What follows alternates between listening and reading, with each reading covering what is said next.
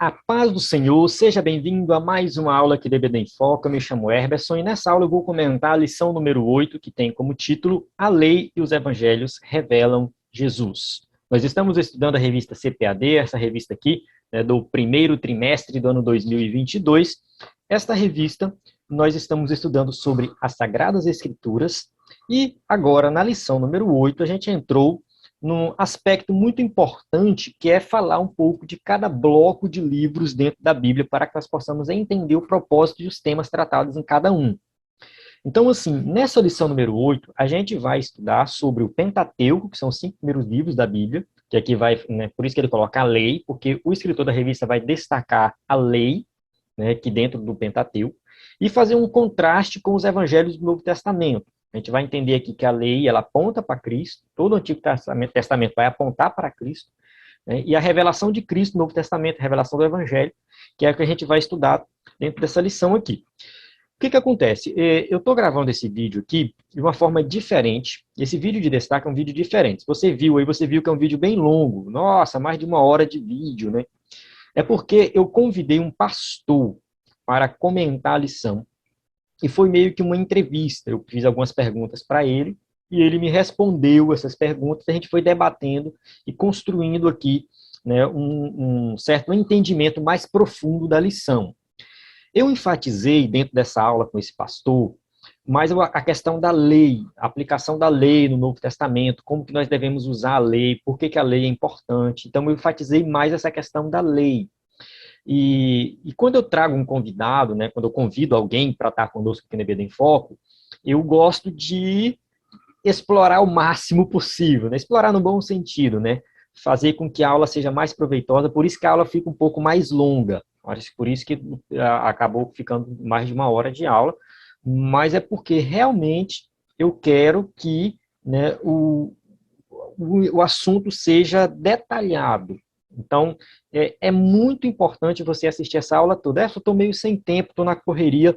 Eu vou disponibilizar essa aula em áudio também, que você pode ouvir tranquilo, sem fazendo suas coisas, basta você tocar o áudio no site do EBD em Foco, vai estar disponível, no aplicativo do EBD em Foco também vai estar disponível essa aula em áudio. Então, você vai ter essa aula em vídeo e em áudio para que você possa compreender aí o assunto. E a aula eu dividi assim, na primeira parte da aula, eu falei um pouco mais sobre, aqui dentro do tópico 1, explorei bastante essa questão da lei, tal, dentro do tópico 1, a validade da lei no Novo Testamento, por que a Bíblia diz que o fim da lei é Cristo, a gente explorou bastante isso.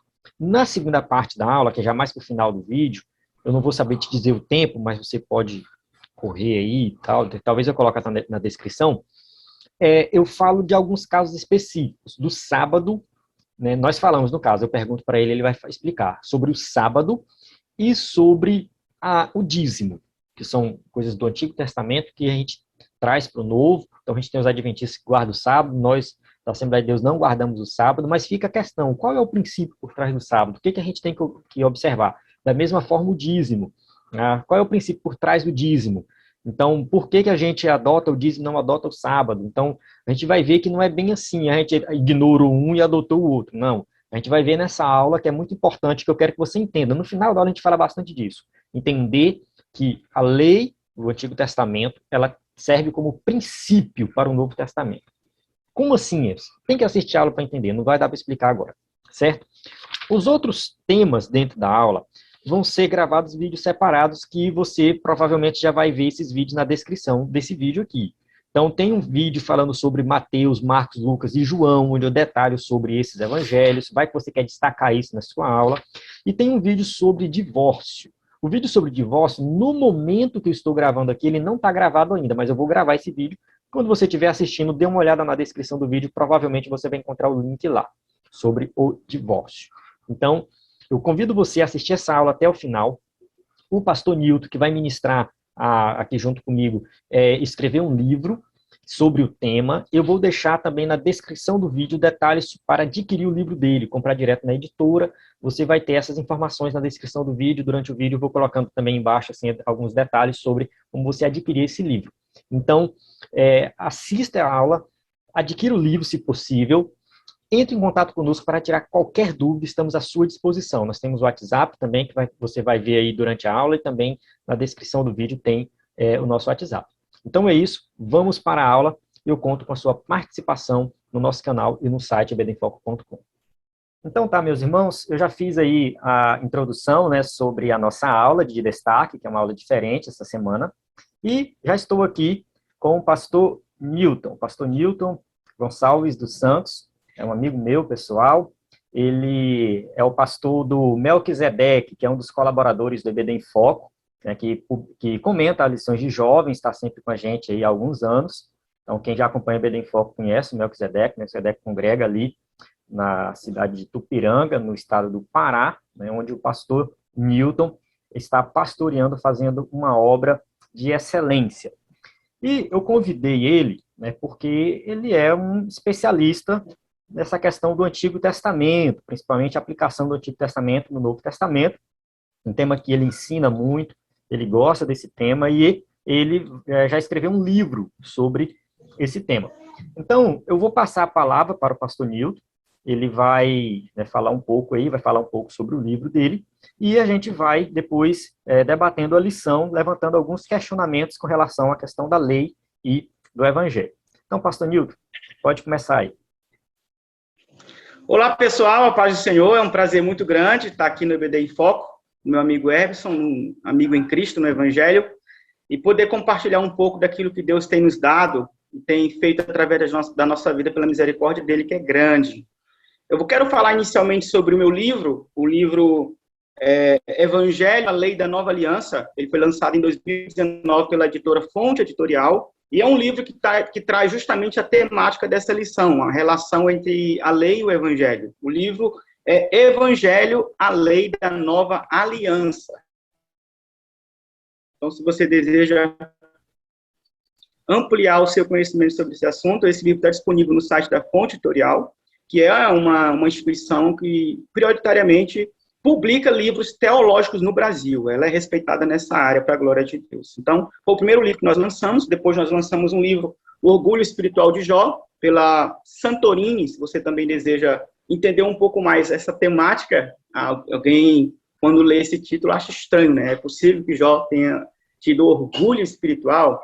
Para você compreender, você tem que ler um pouco o livro, para a glória de Deus. Então, Epson, tem esse livro que eu considero chave para a gente desenvolver esse assunto, e é sobre ele que nós vamos conversar para a glória de Deus. Nós estamos, pela graça do Senhor, pastoreando a AME, a Assembleia Missão Integral aqui em Tupiranga, há mais ou menos uns 3 anos, para a glória de Deus.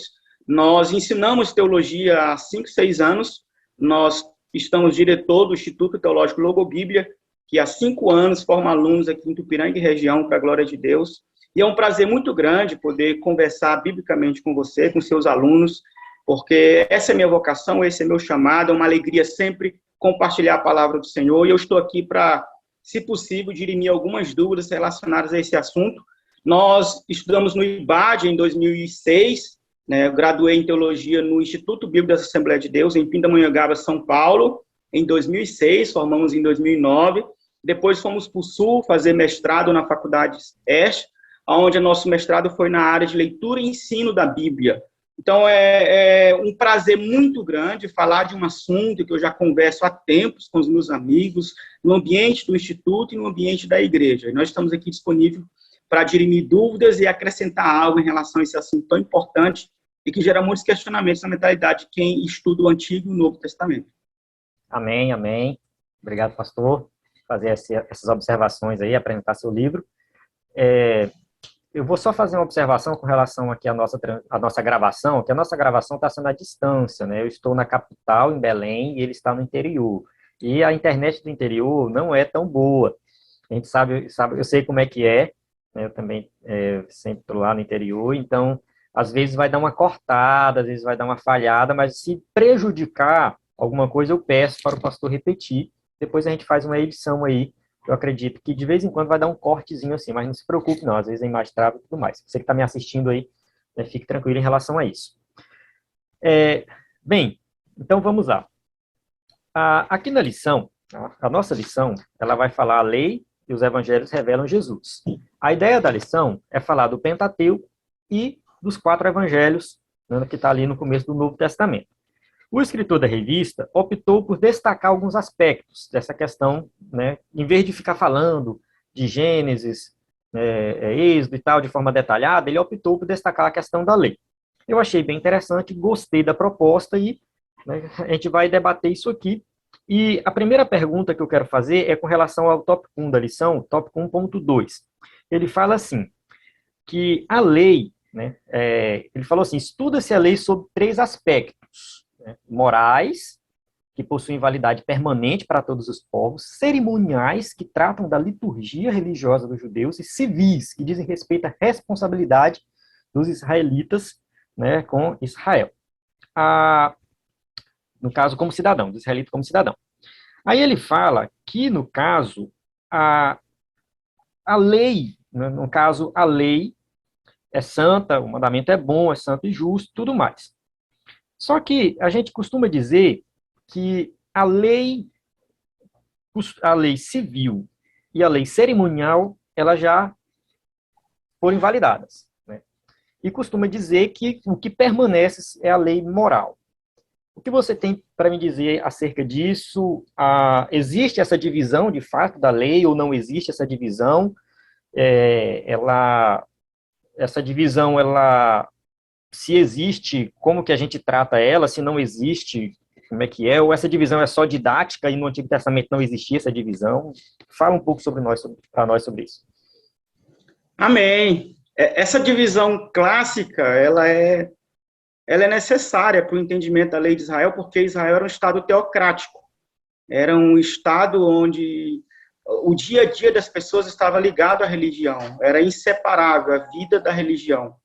A gente tem hoje no mundo alguns emblemas do que significa um estado teocrático, por exemplo, o mundo islâmico, aonde o islamismo chega, o estado se confunde com a religião, ele governa todas as instâncias da sociedade. Então, se nós temos um exemplo bem prático, bem perto da gente do que significa uma teocracia, é só a gente olhar para o mundo muçulmano, que é governado pela lei muçulmana chamada Sharia. Então, Israel também era uma teocracia. Então, essas divisões, elas eram necessárias. Não eram só essas 3, eu acho que o autor colocou essas 3 para simplificar, mas havia outras divisões. A lei de Israel, ela tinha o seu centro, a sua base, o seu alicerce, que era o decálogo, conforme está em Êxodo 20.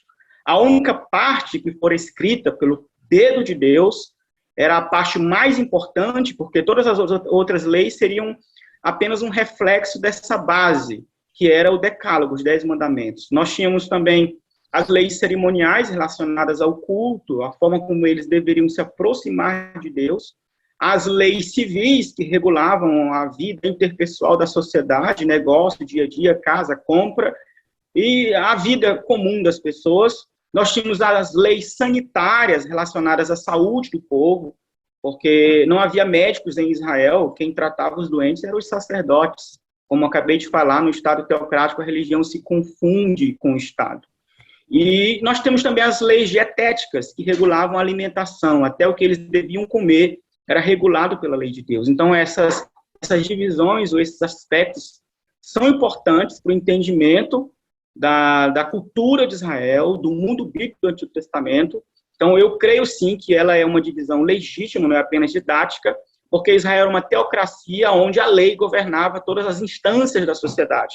Então, nós temos a lei moral, a lei cerimonial, a lei civil, a lei dietética, e essas leis regulavam a vida como um todo de Israel. O decálogo é o centro, a base, a parte mais importante. E nós costumamos dizer que a lei moral, que é o decálogo, é apenas a parte da lei de Israel que continua para nós no Novo Testamento. Isso está correto, mas só pode ser dito com ressalvas, porque não é apenas o decálogo em si que continua para nós hoje, mas o princípio de todas as leis que foram dadas para Israel. Porque a gente não pode pensar que a lei era algo escrito de Israel, como se fosse um costume de um povo. A lei foi dada por Deus. Era a expressão da sua vontade. Então, por trás de cada lei havia um princípio a ser observado, e que esse princípio é atemporal, é universal, para todas as épocas, em todos os tempos e para todos os povos. A lei, na sua letra, no seu sentido normativo, só permanece para nós os mandamentos do Decálogo, com exceção da guarda do sábado, que nós vamos ver daqui a pouco, e o restante da lei de Israel funciona como princípio para nós. Vou te dar algum exemplo para o pessoal entender, para ficar mais fácil. As leis dietéticas, leis de alimentação, elas não continuam normativas para nós, porque a gente vai para o Novo Testamento, a gente vê Jesus dizendo para os discípulos que o que contaminava os humanos, os homens, era aquilo que saía deles e não aquilo que entrava, uma referência à alimentação. Você vê Paulo falando em Timóteo que pela oração a comida é santificada. Então o Novo Testamento desconstruiu essa ideia de que a comida afetava a santidade ou a comunhão com Deus. Mas permanece o princípio. A lei em si não permanece, mas permanece o princípio de que Deus cuida e está preocupado com a nossa saúde. Então, por exemplo, beber Coca-Cola não é pecado, mas eu sei que faz mal. Então, se eu quero cumprir o princípio da lei de Israel, que é eterno, eu vou observar certas coisas. E eu vou abrir mão de certos alimentos, como alimentos muito gordurosos, Coca-Cola e outras coisas que fazem mal ao meu corpo. Não é pecado em si, porque não tem relação com a minha fé, com a minha santidade ou com a espiritualidade, e não é uma lei normativa para a igreja, mas o princípio tem que ser observado. Eu tenho que me cuidar, eu tenho que cuidar do meu corpo, porque ele é templo do Espírito Santo. Então, o princípio é eterno, o princípio é imutável, é universal. Agora, a lei, a letra e a norma funcionou para Israel naquele tempo. Para que ela continuasse para nós hoje, ela teria que ter sido ratificada ou confirmada por Jesus ou pelos apóstolos. Então, eu espero que tenha ficado claro mais ou menos essa primeira ideia.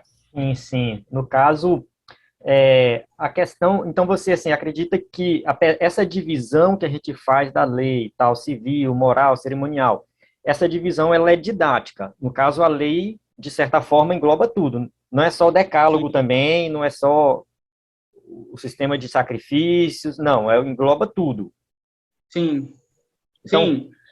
É uma divisão didática necessária para o entendimento de como a lei funcionava para Israel, porque Israel é uma teocracia, então tinha que ter lei para regular a saúde, tinha que ter lei para regular a educação, tinha que ter lei para regular a vida civil.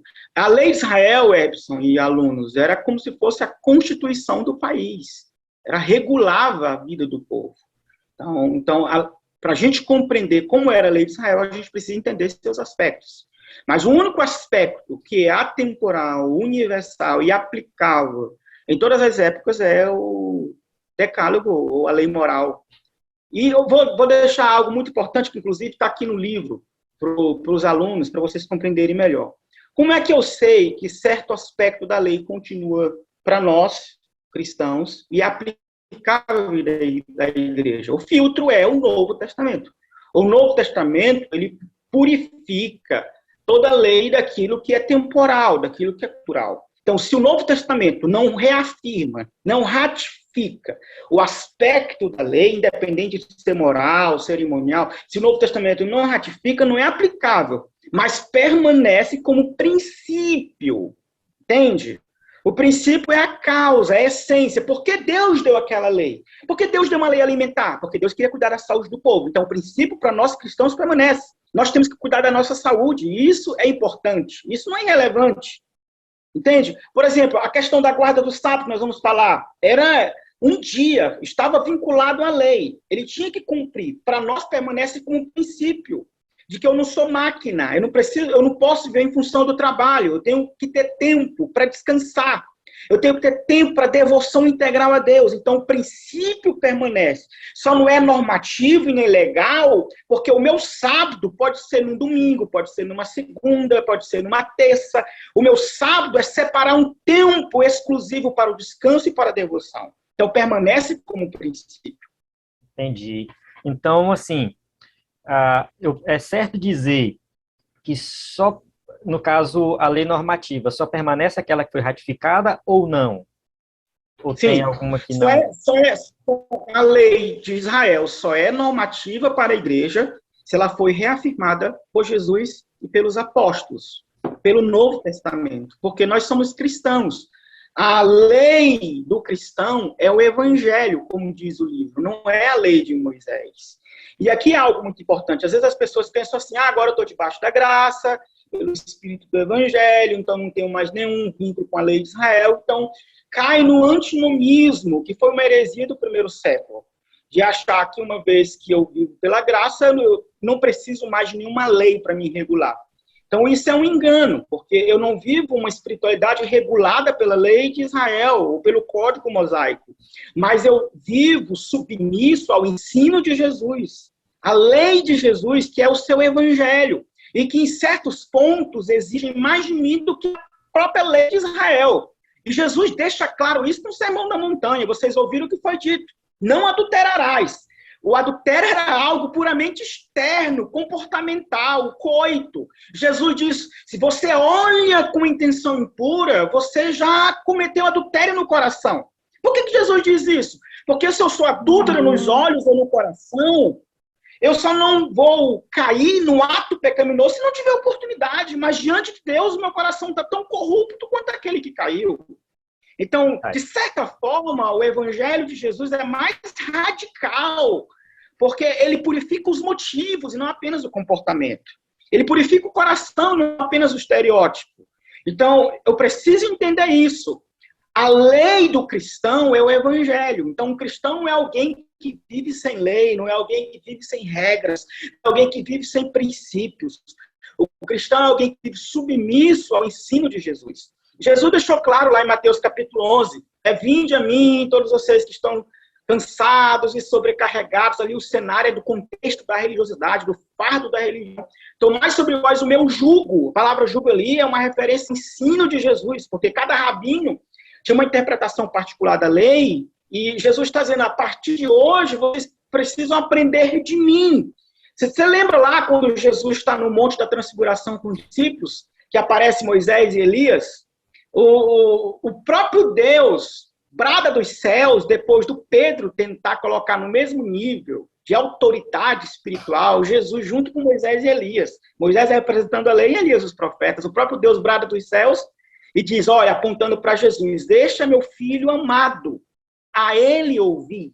É como se ele estivesse dizendo, a partir de hoje, a autoridade absoluta sobre a vida de vocês não é mais a lei, Moisés, muito menos o profetismo representado por Elias, mas o meu filho.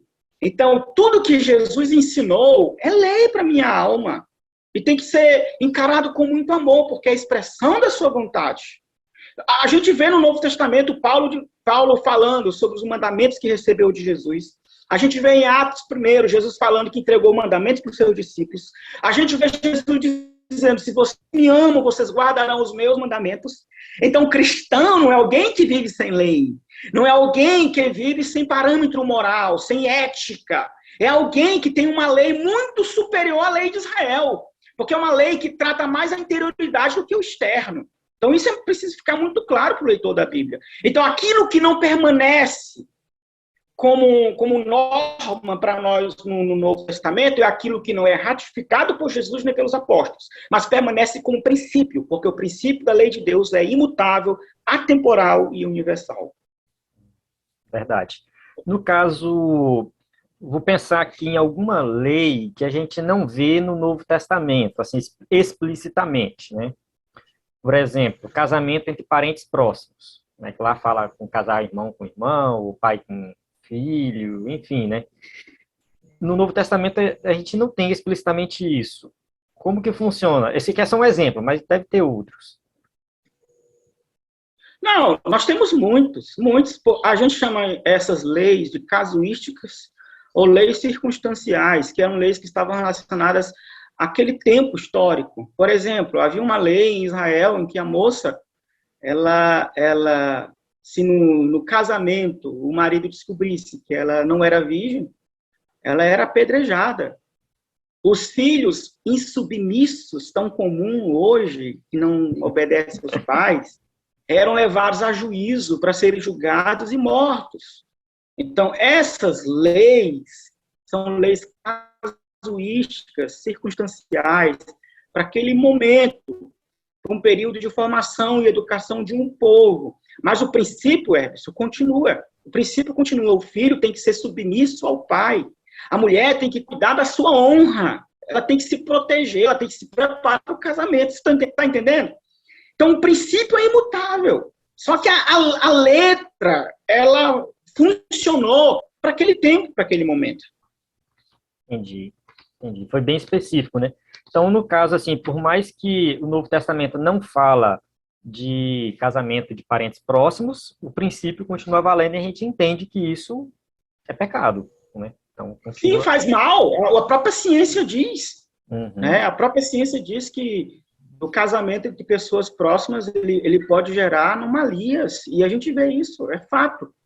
Entende? Então, pelo princípio, é desestimulado.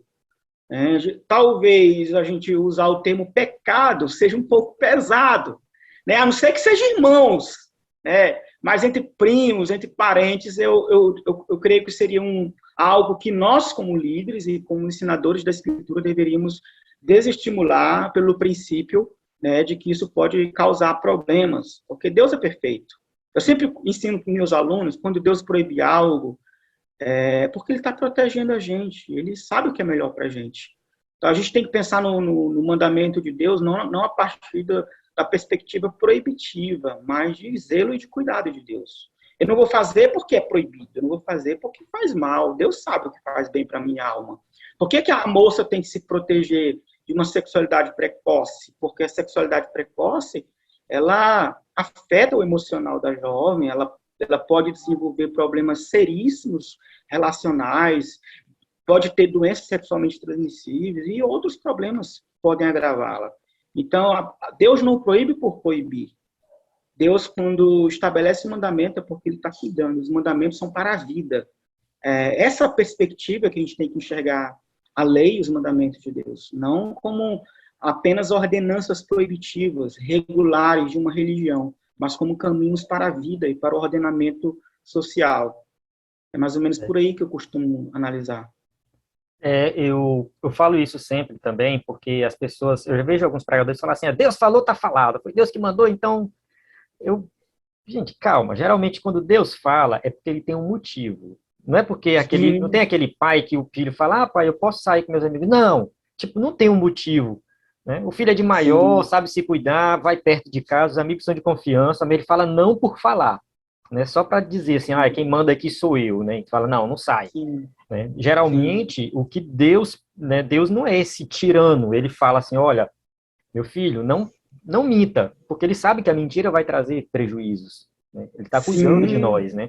Olha, meu filho, não prostitua, não cometa adultério, porque você está prejudicando as pessoas, você está, né? Então, assim, correndo vários riscos, é cuidado de Deus, né? Sim, isso é o que a gente chama, eu chamo isso no livro o tempo todo, de princípio da lei. O princípio é o espírito, a causa, a razão. A gente não pode olhar só para a lei em si. A gente tem que ver qual é a causa dela ser dada. Então, Deus, quando entregou uma lei para Israel, por exemplo, Deus, quando deu a lei para Israel, logo 3 meses depois que eles saíram do Egito, lá no Monte Sinai, Deus já entrega a lei no início da peregrinação deles. Porque Deus queria formar o seu povo nesse período de peregrinação. Às vezes as pessoas questionam assim, mas por que demandou tanto tempo? 40 anos. Israel poderia chegar em Canaã em 11 dias. Mas é porque, de certa forma, Deus precisava preparar aquele povo, porque sai uma massa de escravos do Egito. Então, Deus entrega uma lei para educar o seu povo, para purificar o seu povo de toda a influência que eles haviam recebido no Egito, ruim, paganismo, idolatria, costumes imorais. Então, Deus estava preparando o seu povo para habitar na terra, para que eles fossem referência para o mundo. Então, Deus não dá uma lei simplesmente por dar. Ele tem um propósito envolvido de cuidado, de zelo, de aperfeiçoamento, de vida. É isso que as pessoas precisam entender. Os mandamentos de Deus são para a vida, não é para o controle, é para a vida. Abençoa as pessoas. A lei, ela veio para nos ensinar como agradar a Deus. E o homem só vive bem em consonância com a vontade de quem o criou. Porque nós somos feitos para Deus. Certo, entendi. Aqui no livro do Walter Kaiser, né, que eu te mostrei esse livro, que é Pregando e Ensinando a partir do Antigo Testamento, é um livro muito bom, que ele dá dicas de como você ensina e tal, ele fala muito do Antigo Testamento. Ele faz uma citação de Lutero, né, ele fala assim, ó, segundo Lutero, né, Cristo aboliu todas as leis de Moisés, Cristo aboliu todas as leis de Moisés que já existiram. Aí ele critica essa declaração de Lutero, né? Ele faz uma certa crítica, que ele fala que Lutero não está certo ao fazer essa declaração. Só para a gente fechar esse ponto aqui, dessa questão da validade da lei do Antigo com o Novo Testamento. Essa declaração de Lutero, ela faz sentido, não faz sentido, ou ela exige uma explicação mais profunda, né? Não, ela é radicalmente absurda. Na verdade, não é porque foi Lutero que a gente tem que receber como verdade. O Lutero era um homem histórico, cometeu erros, né? Por exemplo, ele, no ardor de defender a justificação pela fé, considerou Tiago uma carta de palha que não deveria nem estar no cano. Então, isso é um absurdo. Então, assim, ele tem o seu legado, tem o seu lugar e sua importância, mas a citação dele é totalmente equivocada. Porque Jesus não aboliu a lei, Jesus cumpriu. Jesus cumpriu a lei e ele restabeleceu aquilo que era relevante para todas as culturas, para todas as épocas e para todos os tempos. Ele ratificou. Então, achar que Jesus aboliu a lei é dizer que Jesus, de certa forma, era contrário ao próprio Pai. E ele veio para cumprir a vontade do Pai. E é um absurdo. É um absurdo achar que Jesus aboliu a lei. Jesus cumpriu. E estabeleceu aquilo que é eterno da lei, que é especialmente o decálogo. Então, todos os 10 mandamentos, com exceção da guarda do sábado, eles são eternos, são imutáveis. Eles continuam e são reiterados, repetidos no Novo Testamento por Jesus e pelos apóstolos. Agora, as leis que nós já falamos, dietéticas, sanitárias, civis, elas permanecem como princípio. Mas norma da lei permanece apenas o decálogo, com exceção da guarda do sábado, que eu vou explicar. Eu creio que ainda hoje. A gente explica, a gente chega lá. Só a questão que eu quero que tu já emenda aí, que o escritor da revista ele cita Mateus 5,17, né? Ele fala assim: não penseis que vim revogar a lei ou os profetas. Não vim para revogar, vim para cumprir. Então, Sim. no caso aqui, está dizendo que Jesus veio cumprir. Ele ensinou a cumprir. Né? Sim. Ele era o único que podia cumprir. Capaz de cumprir, né? Muito mais forte isso aí. Porque, na verdade, ele era o único que podia cumprir, porque nenhum homem consegue cumprir a lei de Deus. A lei não foi dada para ser selo de salvação, para ser uma compensação para quem é obediente. A lei foi dada para revelar a necessidade desesperada que nós temos de um Salvador. Ela apontava para o Salvador que viria para Jesus. Ela serviu de diagnóstico para mostrar que o ser humano não podia se salvar. Paulo personifica isso muito bem em Romanos 7. Romanos 7, Paulo ele personifica um homem que está debaixo da lei, mas não consegue obedecê-la porque a sua natureza conspira o tempo todo contra ele, o pecado habita e ele vive angústias. E a gente, às vezes, lê aquele texto de Romanos 7, Epson, e acha que Paulo está falando dos seus conflitos. Olha, Paulo também era carnal, Paulo também tinha vontade. Não, Paulo era humano, Paulo tinha desejos carnais, certamente. Mas ali não é uma descrição de um Paulo, porque Paulo era regenerado. Ali é a descrição de um homem que vive sob a lei, na angústia, porque não consegue obedecê-la, não consegue cumpri-la, e sabe que está em desagrado com Deus. Então, a lei não foi dada para salvar, ela foi dada para revelar a necessidade desesperadora que nós temos de um Salvador. Ela foi dada para Israel para levar o homem a Jesus. Eu vou só mencionar aqui Gálatas 3:24, onde Paulo diz que a lei serviu de aio até Cristo. A palavra aio ali era um termo grego, pedaigogos, né, de onde origina o termo pedagogo, que era uma referência ao escravo condutor, que conduzia a criança até o mestre. Então, era como se Paulo estivesse dizendo para os irmãos que a lei serviu para conduzir o homem até Cristo. E ele reitera isso em Romanos 10:4, que o fim de finalidade da lei era Cristo.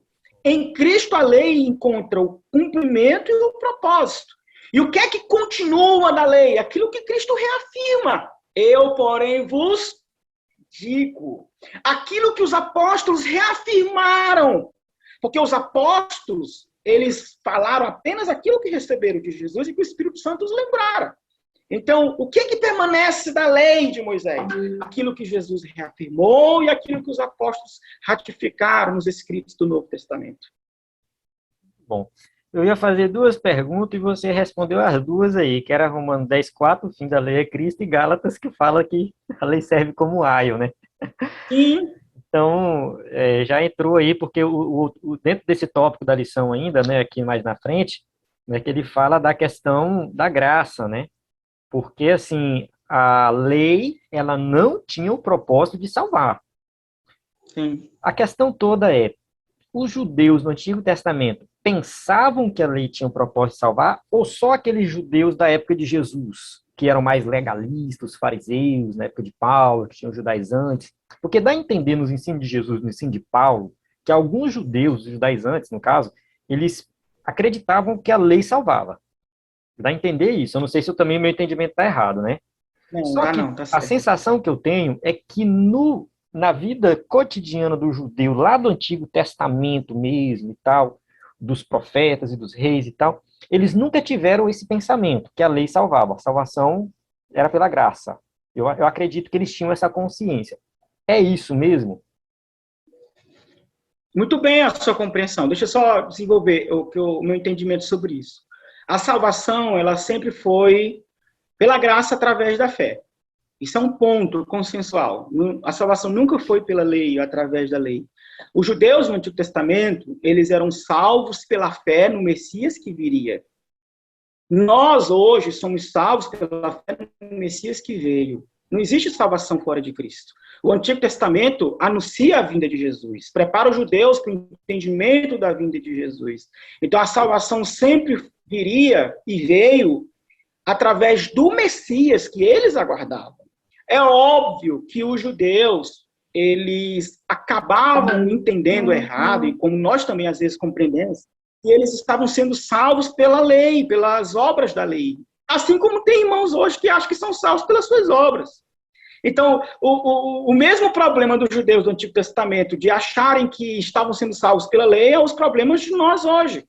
De acharmos que nós estamos sendo salvos pelas nossas obras, sendo que as nossas obras são resultados de alguém que Jesus salvou. Né? Então, não é a causa, é um resultado consequente de alguém que vive em Cristo. Então, você está correto ao pensar assim. Certamente os judeus achavam que a salvação estava vinculada à lei. Mas, no fundo, eles esperavam o Messias. Eles esperavam o Salvador. Então, da mesma forma como os judeus no Antigo Testamento eram salvos esperando o Messias que viria, nós somos salvos crendo no Messias que veio. Amém. A salvação nunca foi pela lei, sempre foi pela graça através da fé. Paulo, quando tenta explicar essa relação, ele fala, provar para os judeus legalistas que vinculavam a salvação às obras, Paulo vai falar de Abraão, que é o pai deles na fé, e Paulo vai dizer, olha, Abraão foi recebido como uma pessoa justa diante de Deus, não por obras que praticara, e nem pela lei, porque ele viveu no período anterior à lei. A justiça de Abraão foi imputada por causa da fé. Então, a salvação sempre foi através da fé, por uma obra da graça. Só que esse conceito, essa ideia de graça, inexistia na mentalidade do Antigo Testamento por uma questão da revelação progressiva. Jesus encarnou a graça. Mas, no fundo, eles sabiam que eles não conseguiam cumprir a lei e que eles seriam salvos pela graça, pelo favor de Deus, pela misericórdia de Deus. Eles sabiam disso. Mas o orgulho espiritual, a vaidade religiosa, fazia com que eles ensinassem e achassem que estavam sendo salvos pelas obras, como alguns de nós hoje também acham que as nossas obras estão nos salvando, né? Isso. Alguém pode até estender ou questionar, né, que além da lei em si, tinha o sistema de sacrifícios, né? Sim. E aí muita gente pode falar assim, ah, não, mas eles eram salvos porque eles faziam sacrifícios e tal. Só que eu sempre gosto de usar o exemplo de Daniel, né? Não só Daniel, claro, como exemplo principal, que a gente conhece a história Sim. dele, mas não só de Daniel, mas como de todos os judeus que foram levados para o cativeiro e passaram 70 anos ou mais lá. Daniel foi levado para o cativeiro e não retornou. No cativeiro não tinha tempo. Ele nunca fez sacrifício depois que ele foi para Não lá. tinha. Muitos judeus nasceram no cativeiro e morreram no cativeiro sem nunca oferecer um sacrifício. Será que eles não Sim. foram salvos? Né? Então a gente E não pode. Davi diz que os sacrifícios que agradam a Deus não é um cordeiro queimado, é um coração quebrantado. Então, em quem de fato tinha uma relação mais íntima com Deus, ele entendia que o sacrifício não salvava, não era meio de salvação, era um símbolo externo de uma obra que Deus realizava no coração. Porque o sacrifício era símbolo de algo que já acontecia dentro deles. Por exemplo, o holocausto, quando eles queriam consagrar-se a Deus, queimavam o animal, que era uma forma de que eles estavam se consagrando totalmente a Deus. Então, quando eles deveriam oferecer um sacrifício pelos pecados? Quando eles de fato tivessem arrependidos. E os profetas, o profetismo bateu justamente nessa tecla, vocês estão oferecendo sacrifício, mas o coração está longe. Então, os judeus mais piedosos, como Daniel, Davi e outros, eles tinham essa compreensão de que a salvação não estava vinculada a sacrifícios. Os sacrifícios eram meios externos de demonstrar uma obra da graça no coração deles. Entende? Então, você está correto, corretíssimo. Tá. Então, para a gente encerrar essa parte aqui, que eu quero passar para uma parte mais específica, né, dando alguns exemplos, eu vou só ler uma passagem aqui de Apocalipse. Esse versículo ele é bem complicadinho a tradução dele, mas eu gosto de entender ele da seguinte maneira. Fala assim, ó. E adorá-lo-ão todos os que habitam sobre a terra, aqueles cujos nomes não foram escritos no livro da vida, do Cordeiro, que foi morto desde a fundação do mundo. Apesar da dificuldade de tradução desse versículo, eu gosto de pensar que, do ponto de vista divino, o Cordeiro foi morto desde a fundação do mundo. Do ponto de vista humano, a gente tem uma cronologia, Jesus morreu há 2000 anos atrás, né? Quase, mais ou menos 2000 anos atrás. Mas do ponto de vista divino, ele já estava na cruz. Sim, sim. Né? E os salmos do Antigo Testamento ali, né, quando eles sacrificavam um animal, eles estavam apontando para esse cordeiro, que do ponto de vista divino já estava morto. Sim, o Russell Shedd foi um grande teólogo brasileiro que escreveu uma Bíblia de comentários bíblicos chamada Shedd, Bíblia Shedd. Ele cita esse texto, ele diz aí que é uma forma de dizer que a morte de Jesus, ela foi decretada na eternidade. Então, ele morreu por decreto. Quando diz aí que ele foi morto, era por decreto. Então, a palavra de Deus, uma vez dita, ela tem um efeito do próprio cumprimento, porque Deus pode fazer aquilo que ele diz. E ele é coerente. Antes dele falar, haja luz, ele já disse, haja luz. Então, a salvação não foi um plano B de Deus. Jesus não foi um acidente histórico. Jesus veio para cumprir um propósito eterno. É por isso que Paulo fala em Efésios 1 que a nossa eleição, ela não ocorreu no dia que eu fui lá na frente e disse, eu aceito Jesus. Ela ocorreu antes do mundo ser fundado.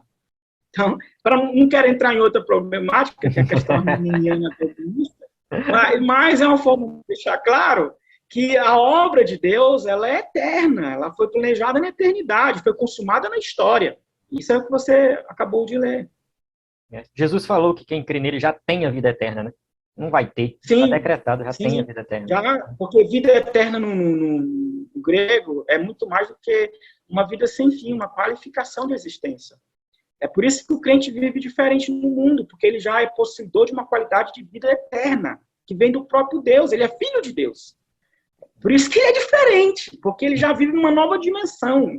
Ele vive no reino de Deus, aqui sinalizado, né, não consumado, mas sinalizado historicamente. Ele é filho de Deus e ele é possuidor de uma qualidade de vida que vem do céu, que é eterna. Então, quando Jesus fala que nós já recebemos vida eterna, porque nós já participamos da vida de Deus. Não é só uma vida sem fim, mas uma qualidade de existência do próprio Deus e que foi encarnada na pessoa de Jesus. Tá certo. Muito bom mesmo. Só reforçando aí para os irmãos que estão assistindo, né, que o vídeo ele vai ficar um pouco longo, porque quando eu tenho um convidado, eu gosto de sugar até... Tem que aproveitar. Então, quando eu faço eu sozinho, eu tento fazer rápido, mas quando tem alguém, eu gosto de ir até... Assim... A gente que gosta de Bíblia tem prazer, né? Não tem nenhuma preocupação de ser criticado por isso, não. Só reforçando também que, com relação a falar dos evangelhos, das características de Mateus, Marcos, Lucas e João, que está dentro da revista, eu tenho vídeos falando sobre isso separado, tá na descrição do vídeo, você clica aí, depois você assiste, me procura depois no WhatsApp, né, que a gente tem esses vídeos específicos sobre os evangelhos. Ah, eu quero entender mais do propósito de Mateus, de Marcos, de Lucas, de João, tá? A gente vai se ater aqui mais na questão da lei. Eu quero entrar numa parte agora mais específica. Esse tema chama outros temas, tipo a guarda do sábado, que a gente está falando desde o começo, o dízimo, e também a questão do casamento, divórcio. Sobre casamento e divórcio, vai ter um vídeo separado, aqui eu vou gravar depois, e esse tema, né, já dando aqui, para quem está me assistindo até agora, né, vai receber aqui a novidade, né, que no próximo trimestre a gente vai falar sobre o Sermão da Montanha, tá? Sermão do Monte, pastor Ziel Gomes vai ser o escritor, já está definido, a CPAD já definiu isso aí, e a gente vai falar de casamento, divórcio, a gente vai falar da lei mais ainda, vai ter muita coisa pela frente, provavelmente o pastor Nilson vai estar conosco aqui também ajudando, então já é um tema que a gente vai trabalhar separado aí. Aqui eu quero que o pastor fale um pouco sobre a guarda do sábado e também sobre o dízimo, se ele tiver, né, coragem de falar desse Sim, negócio aí. é assim. Por que o cristão não Vamos para a guarda o guarda do sábado? sábado, né? Por que o cristão não guarda? Será que os adventistas estão certos, a gente está errado? Como é que é aí? Na verdade, o adventista, ele é o judeu moderno, né? Porque o sábado, ele foi dado especificamente para um povo, para um tempo, para uma época.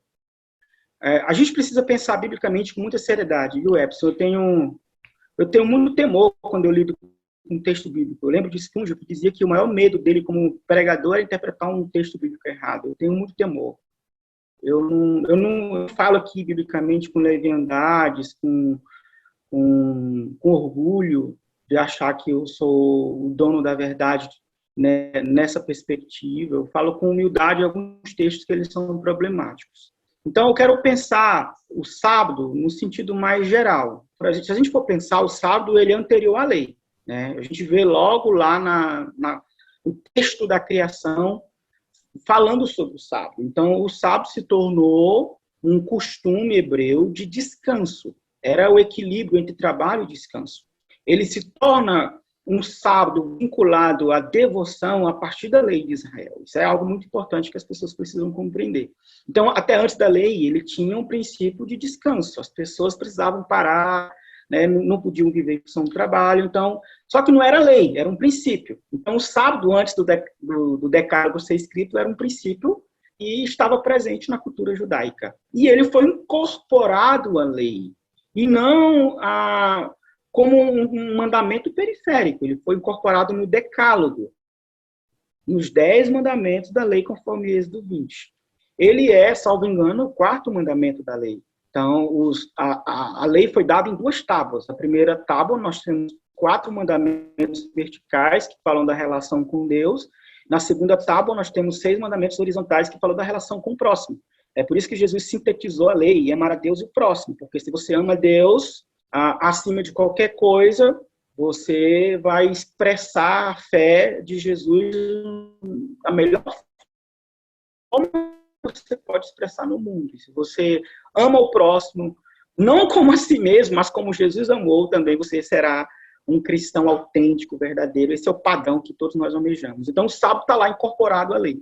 E ele é repetido em todo o Antigo Testamento por sua importância de guarda, e os judeus levavam isso muito a sério. Eles guardavam porque eles entendiam que era um mandamento para a vida, era uma distinção que dizia para o mundo que eles eram um povo particular de Deus. Só que quando nós vamos para o Novo Testamento, nós não encontramos a guarda do sábado, como eu disse no início da nossa conversa. O sábado não é ratificado, confirmado, reiterado no Novo Testamento. Existem textos, preste atenção para vocês entenderem, existe texto descritivo do sábado no Novo Testamento, mas o sábado não é prescritivo. Por exemplo, o Novo Testamento cita os judeus indo para a sinagoga no sábado, porque era o dia que eles celebravam ao Senhor. O Novo Testamento fala de Paulo indo para a sinagoga no sábado, porque é o dia que ele encontrava os judeus na sinagoga. Mas isso não quer dizer que os cristãos primitivos guardavam o sábado. Era uma referência histórica a um costume judeu. Então, o sábado é referenciado, é descrito, mas não é prescrito nem ordenado no Novo Testamento. Nós não vemos Jesus ordenando a guarda do sábado, nós não vemos nem Pedro, que era o apóstolo mais legalista e judaizante de todos, que brigou até com Paulo por essas questões. A gente não vê Pedro, que escreveu cartas falando sobre a guarda do sábado ou criticando alguém por não observar. Nós não vemos Paulo, que é o maior doutrinador da igreja na história, escreveu metade do Novo Testamento falando sobre a guarda do sábado como algo importante, relevante, vital, essencial, ou criticando alguém por não guardar. Pelo contrário, Paulo diz em Gálatas, salvo engano, capítulo 3 ou 4, ele diz que temia que aqueles que tinham trabalhado em vão na Galácia, porque aqueles irmãos continuavam guardando dias. É uma forma de dizer, isso não continua para nós. Então, o próprio Paulo censura os irmãos da Galácia por voltar a essa prática, que para ele era uma prática tipicamente judaica. Quando você vai para o primeiro concílio da igreja, que foi feito em Jerusalém, Atos capítulo 15, ali a ideia do concílio é, os gentios estão se convertendo, eles devem guardar a lei ou não? Eles devem se tornar judeus para depois serem cristãos? Essa foi a discussão, travou um pouco aí, essa foi a discussão do primeiro concílio da igreja. E quais foram as resoluções? De que os gentios deveriam abrir mão da carne com sangue, deveriam abrir mão de participar de festas idólatras, né? E tem um outro elemento, não sei se você consegue lembrar aí. Eram três coisas, Atos 15 e 28. Eles deveriam abrir mão da carne sufocada, das festas idólatras.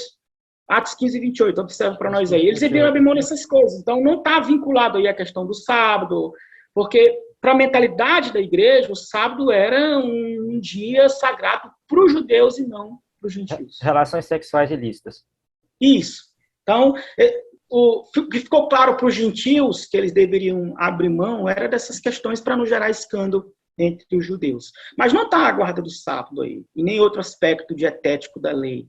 Então, é muito claro no Novo Testamento que o sábado não permanece, mesmo fazendo parte do decálogo e da lei moral, ele não permanece como mandamento, mas ele permanece como princípio, porque a gente tem que se separar para Deus e tem que entender que nós não somos máquinas e precisamos descansar. Mas ele não permanece como mandamento, porque não foi ensinado por Jesus, não foi reforçado pelos apóstolos e nem reiterado em nenhuma parte do Novo Testamento.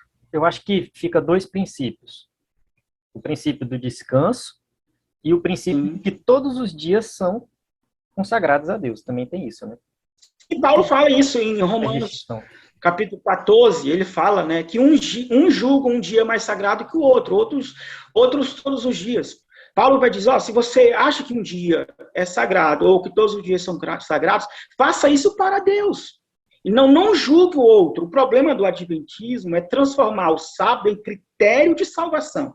Porque se os irmãos adventistas ou outros que na história guardaram o sábado guardassem, né, como um dia em que eles se separam para a consagração, amém, glória a Deus. O problema é quando eles vinculam isso à salvação e eles julgam as outras igrejas por não observarem. Porque o Novo Testamento diz que se eu sou santo, tudo em mim deve ser para a glória de Deus. Tudo ganha sacralidade, os dias, as coisas, os relacionamentos, tudo tem que ser feito para a glória de Deus. Não existe um dia mais santo que outro. Todos os dias são santos para o verdadeiro cristão. Então, se os irmãos adventistas guardassem o sábado, mas não julgassem quem não guarda, amém, glória a Deus por isso. Aí está o grande problema do adventismo. E geralmente quando eu converso com um adventista, é muito raro isso acontecer, mas eu converso, e eu pergunto a eles, me mostre um versículo no Novo Testamento onde ordene a guarda do sábado. Não tem assim, lembra-te do dia do sábado. Ou, por que vocês abandonaram o sábado? Não tem no Novo Testamento. Não tem nenhum. O próprio Jesus foi censurado pelos fariseus porque fez coisas que não podia fazer no sábado. Entende? E Jesus disse que ele era o Senhor do sábado, ou seja, como Senhor ele tinha autoridade para definir como ele deveria ser. Então, é tolice dos nossos irmãos tentarem julgar ou condenar os outros por não observar um dia que era sagrado para os judeus. Aqui é importante dizer que o domingo não é o sábado do cristão, porque algumas pessoas pensam assim, não, eu não sou judeu, então o sábado não é obrigatório para mim.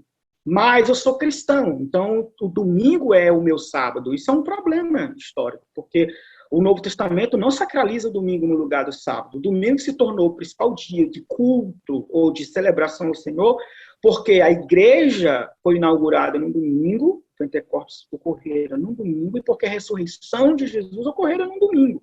E Atos 20 e 1 Coríntios 16 narra os cristãos no primeiro dia da semana reunidos para celebrar. Então se tornou um costume da igreja celebrar o Senhor no domingo. Quem santificou o domingo não foi Constantino, não. Alguém diz, não, foi Constantino aí que deturpou, era o sábado e botou o domingo porque é dia do sol, né, misturou o paganismo. Não, quem de certa forma estabeleceu uma tradição de cultuar a Deus no domingo como principal dia de celebração não foi Constantino, era uma tradição da igreja.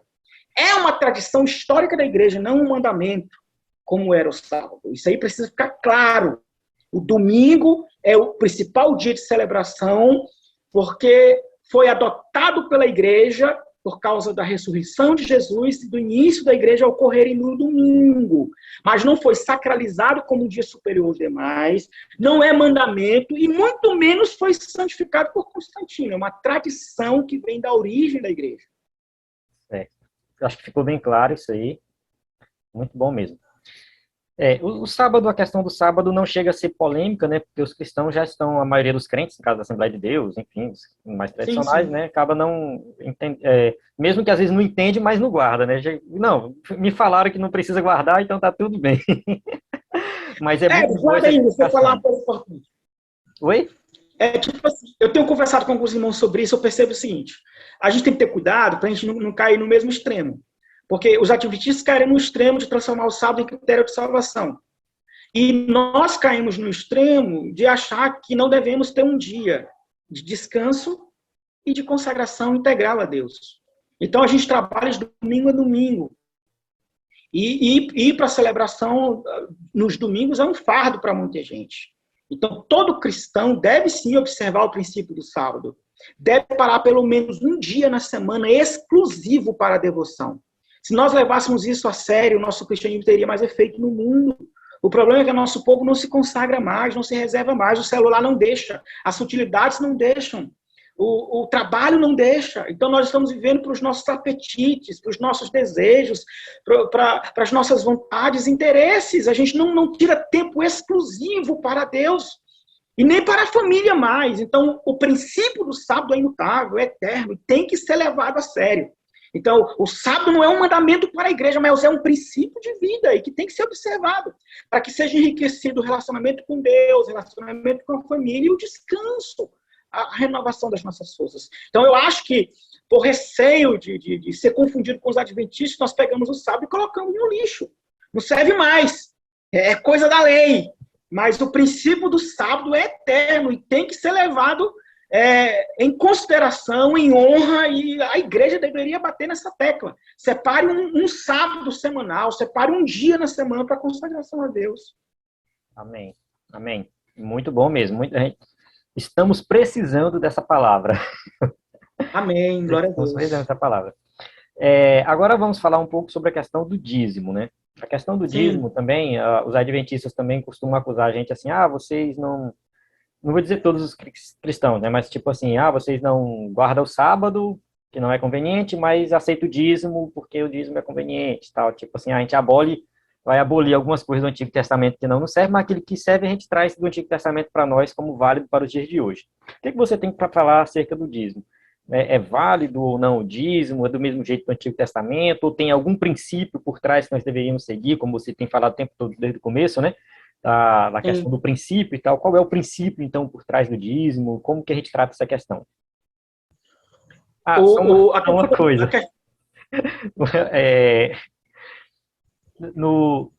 Eu senti falta disso no seu livro. Sobre o dízimo? Tipo, de maneira mais profunda, detalhado mais a questão do dízimo no seu livro, né? Não, talvez tenha passado batida que eu nem era pastor ainda. Não, mas assim, eu vejo, eu analiso da mesma forma do sábado. Vamos observar, o sábado ele é referenciado no Antigo Testamento antes da lei, e o dízimo também, certo? Ambos foram incorporados à lei, certo? Ambos não continuam no Novo Testamento como lei porque não são reafirmados, mas continuam como princípios, entendeu? Então tem a mesma lógica. Só para, como é uma aula, né, só recapitulando aqui para os irmãos entenderem bem. O sábado é citado na Bíblia antes da lei, né? Sim. O dízimo também, né? Fala Abraão, Jacó cita o dízimo. Sim. E, se eu não me engano, a circuncisão. Se não me engano, não, certeza, né? A circuncisão também é antes da lei, né? Sim. Porque tem muita gente que fala assim, como foi antes da lei, então continua valendo. Não é bem assim, Sim. né? Sim.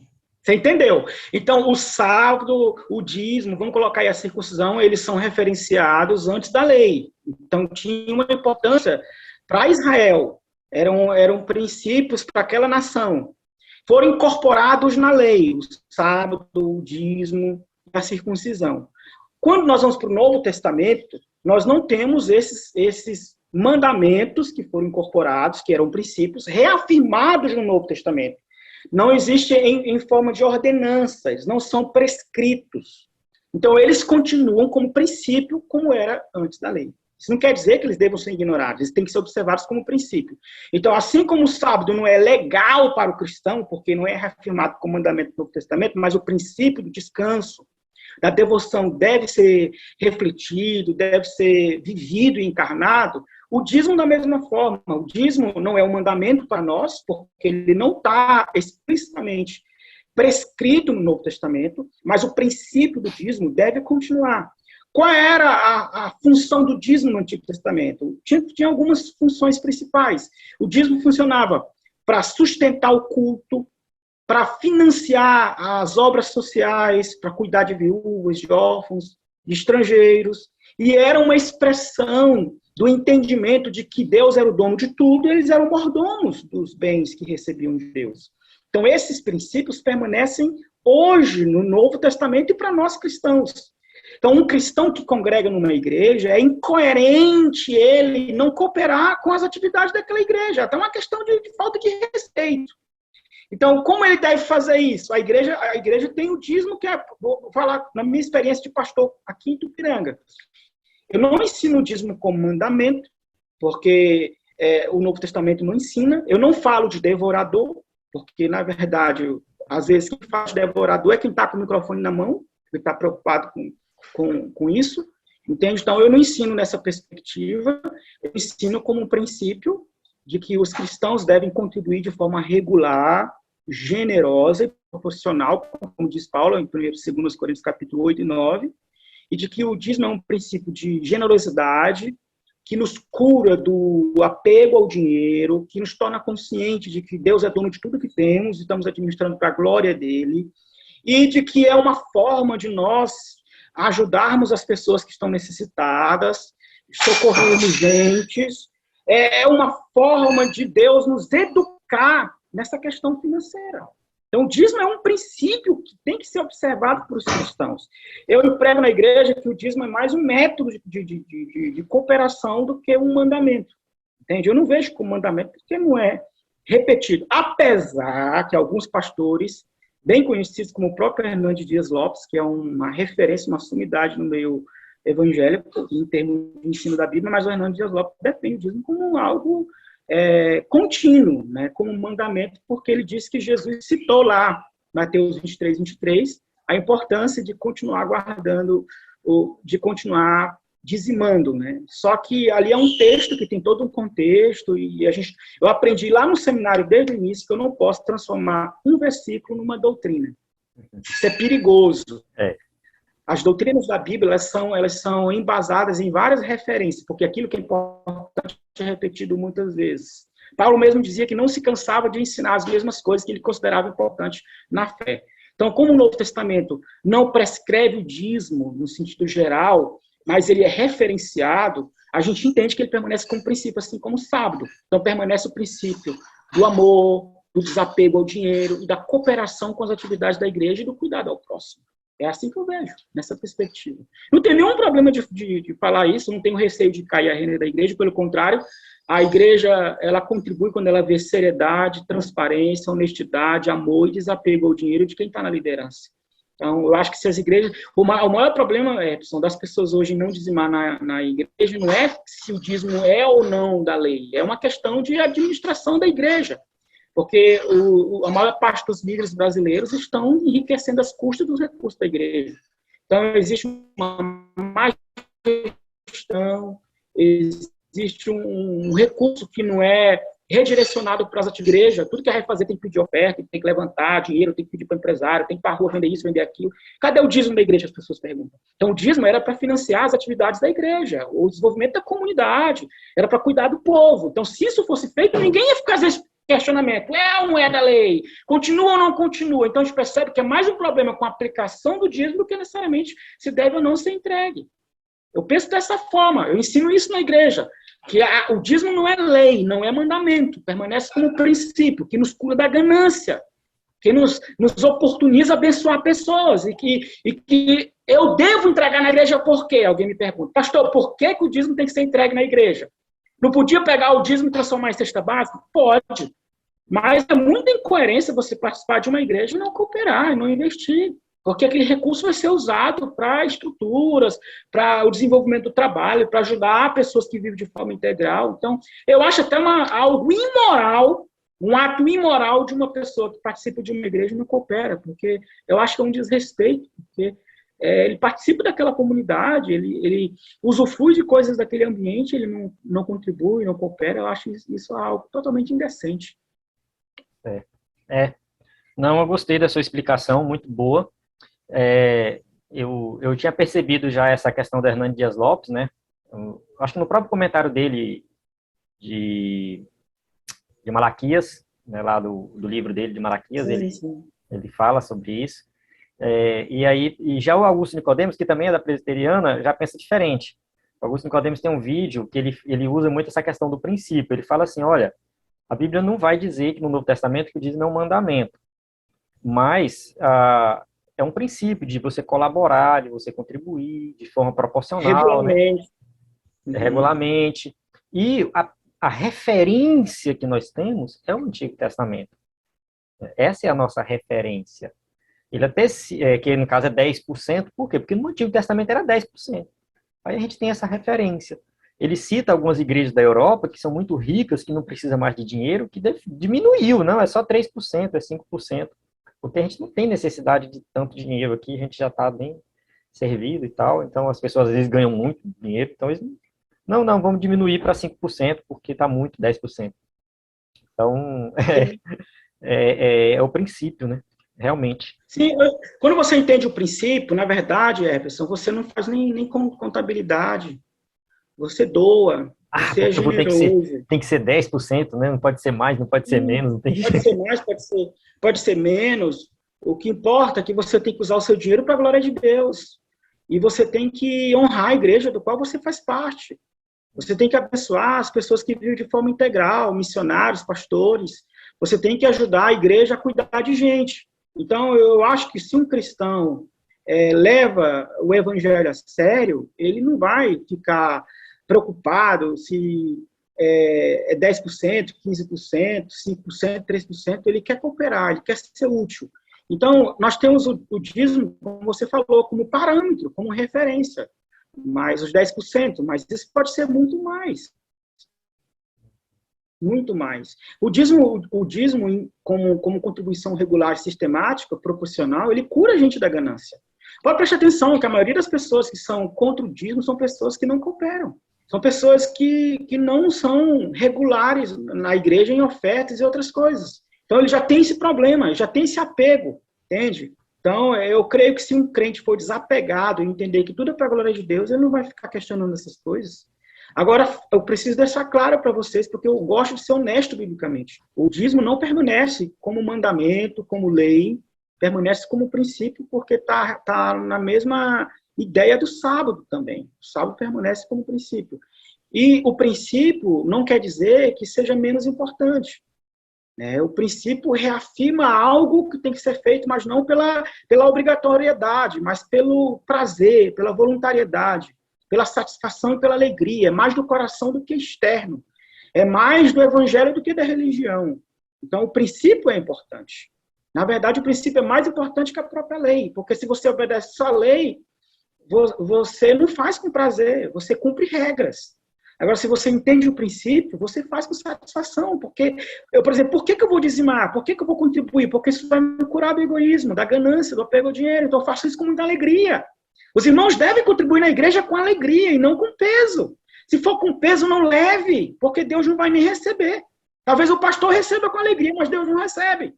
Entende? Então, quando eu entendo o princípio, eu me liberto desse senso de obrigatoriedade, dessa barganha, disso que a religião vende. Quando eu entendo o princípio, eu faço tudo com alegria. Eu separo um dia da semana e me consagro com alegria, porque eu sei que preciso, eu não sou máquina, eu não posso viver em função do meu trabalho e eu não posso viver em função dos meus interesses. Eu preciso de um tempo exclusivo para mim e Deus, quarto fechado.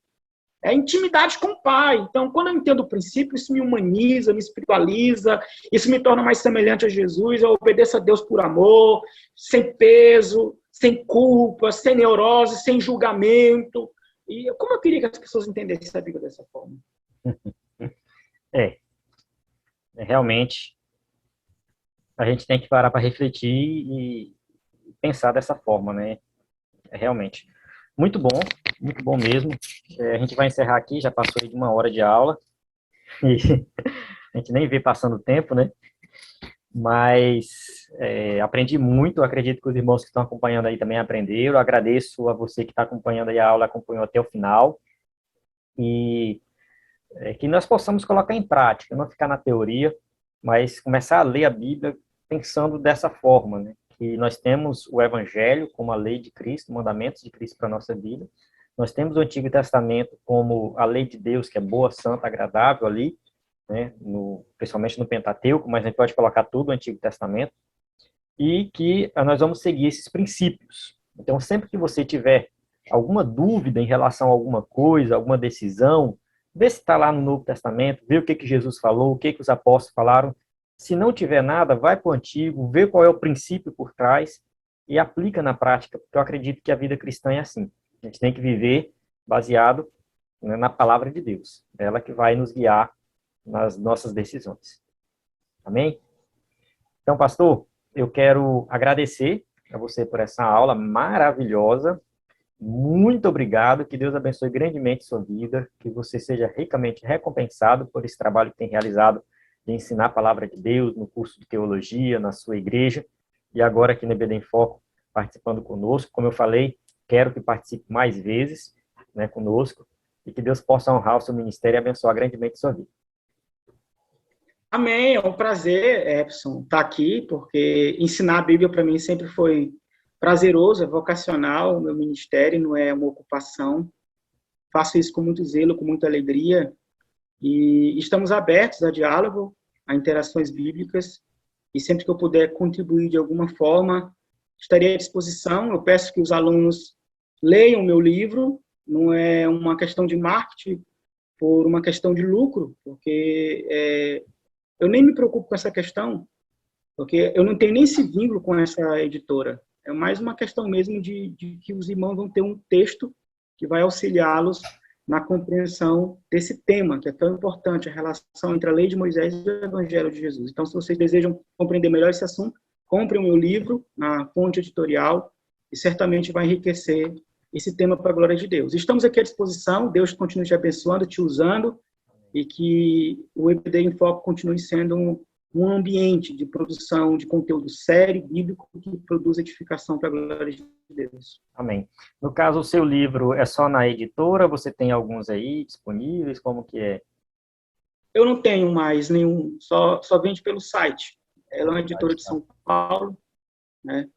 Fica até um pouco caro, o pessoal que é da região do sul do Brasil, por causa do frete. Às vezes o frete fica mais caro do que o livro. Mas eu tenho certeza que compensa. O conteúdo, para a glória de Deus, é um conteúdo muito bom, e é um livro que nós não temos nenhum livro no Brasil que trabalha com esse tema específico, né? Nós não temos, é um livro para a literatura brasileira, ele é inédito nesse aspecto. Então, assim, vai trazer muito conhecimento bíblico pertinente a esse assunto para os alunos aí. Amém. Amém. Então é isso, a gente vai encerrar por aqui. A paz do Senhor a todos e até a próxima aula. Amém.